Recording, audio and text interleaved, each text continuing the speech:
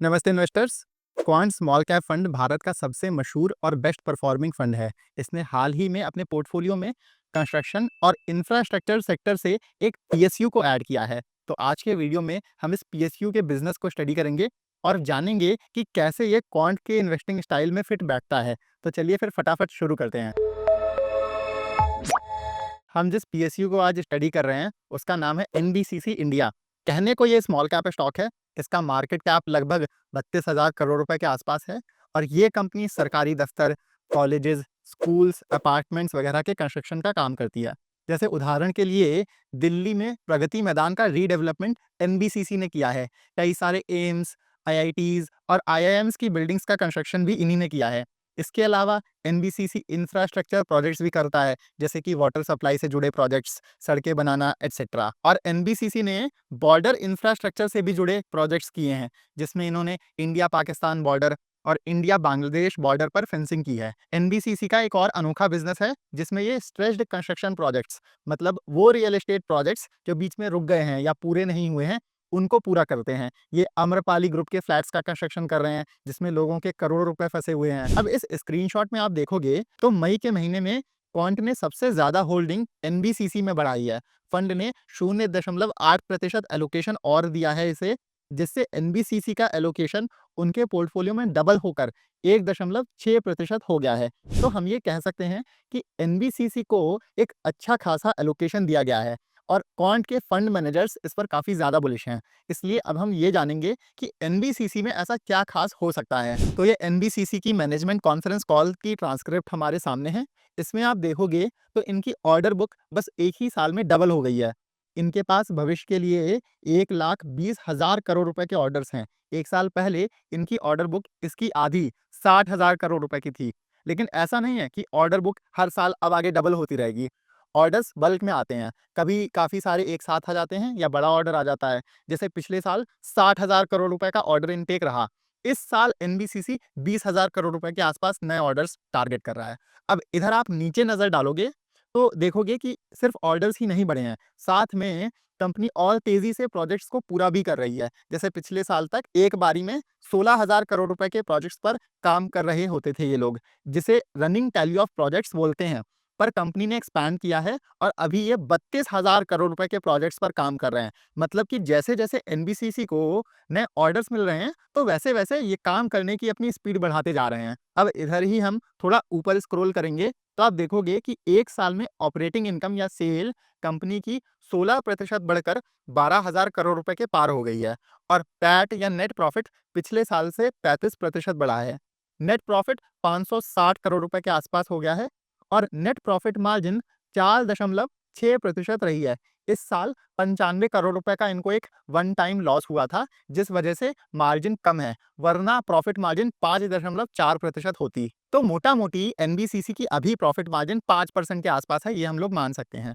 अब इस 5% मार्जिन को याद रखिएगा आप, क्योंकि एनबीसीसी का पूरा खेल इसी मार्जिन के आसपास है और इसे हम आगे अपने एनालिसिस में इस्तेमाल कर रहे होंगे। अब क्योंकि पैट ऑपरेटिंग इनकम से ज़्यादा तेज़ी से बढ़ा है, तो हम ये भी कह सकते हैं कि एनबीसीसी को अच्छी ऑपरेटिंग लेवरेज भी मिल रही है।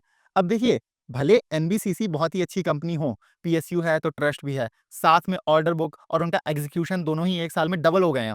फिर भी आप देखोगे तो क्वांट ने एनबीसीसी को बस 1.6% ही एलोकेशन दिया है अपने पोर्टफोलियो में। इससे हम क्या समझे कि किस बिज़नेस में इन्वेस्ट करना चाहिए, ये तो ज़रूरी होता ही है जानना, पर साथ में किस बिज़नेस में कितना निवेश करना चाहिए, ये भी एक बहुत ज़रूरी चीज़ है, जिसे कई रिटेल इन्वेस्टर्स नहीं समझते हैं। मैंने अक्सर देखा है कि कई लोग अपने पोर्टफोलियो में बस 10-15 स्टॉक्स होल्ड करके रखते हैं और एक-एक बिज़नेस में अपने पोर्टफोलियो का 10 से 15% पैसा लगा देते हैं, जो कि एक बहुत गलत तरीका है निवेश करने का। तो इसलिए हमने सीरियस इन्वेस्टर्स के लिए एक पर्सनल व्हाट्सएप कम्युनिटी बनाई है, जहां हम अच्छे स्टॉक्स को ढूंढने से लेकर एलोकेशन, इन्वेस्टिंग से जुड़ी सारी चीज़ें सिखाते हैं। हम यहाँ 150 से ज़्यादा अच्छे-अच्छे स्टॉक्स को भी क्लोज़ली ट्रैक करते हैं।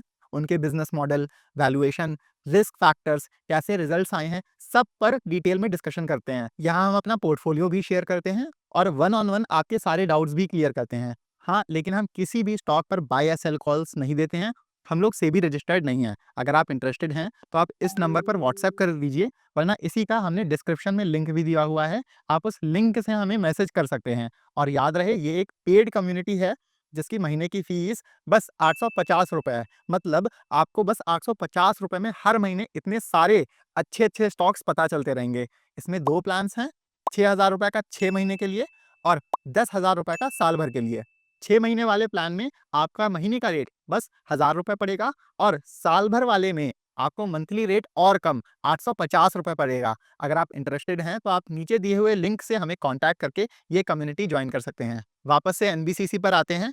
अब हम एनबीसीसी के भविष्य को लेकर उनके मैनेजमेंट का क्या कहना है, उन्होंने क्या गाइडेंस और टारगेट्स दिए हैं, इन्हें डिस्कस कर रहे होंगे। अब आपको याद होगा तो मैंने आपको बताया था कि एनबीसीसी अभी 5% नेट प्रॉफिट मार्जिन पर चल रहा है, पर मैनेजमेंट का कहना है कि अगले 2 से 3 सालों में ये इसे 10% तक ले जाएंगे, मतलब पैट मार्जिन डबल हो जाएगी। कंपनी कई सारे प्रीमियम प्रोजेक्ट्स पर काम कर रही है जो आगे और अच्छे मार्जिन्स लाएंगे। इसलिए इस मार्जिन एक्सपेंशन की वजह से हमें बॉटम लाइन में काफी अच्छी बढ़ोतरी देखने को मिल रही होगी।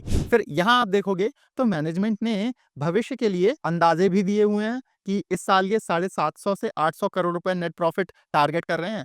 फिर अगले साल FY27 में इनका 1200 करोड़ रुपए और FY28 में 2000 करोड़ रुपए नेट प्रॉफिट का टारगेट है।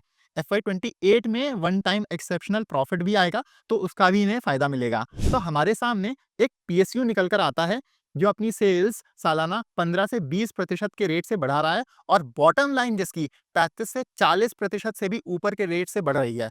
अब आप इधर देखोगे टेबल में तो इस साल नेट प्रॉफिट ग्रोथ 33% थी और आगे ऑपरेटिंग लेवरेज और मार्जिन एक्सपेंशन की वजह से ये रेट बढ़ता जाएगा। FY26 में 40% के आसपास और FY27 में 55% और FY28 में एक्सेप्शनल प्रॉफिट की वजह से ये सीधा 67%। और फिर उसी हिसाब से आप जितना दूर तक देखोगे तो उतना एनबीसीसी का वैल्यूएशन ठीक लगता जाएगा। अभी बिजनेस 57 के पीई पर ट्रेड कर रहा है, लेकिन 2 साल बाद के अंदाजन मुनाफे पर पीई 27 और FY28 के लिए 16 निकल कर आता है। अगर हम वो वन टाइम प्रॉफिट ना भी लें तो भी पीई 20 के आसपास ही रहेगा। एज अ डिस्क्लेमर आप प्लीज इसे बाय या सेल कॉल मत समझिएगा, हम सिर्फ कंपनी की गाइडेंस के हिसाब से उसकी वैल्यूएशन निकाल रहे हैं।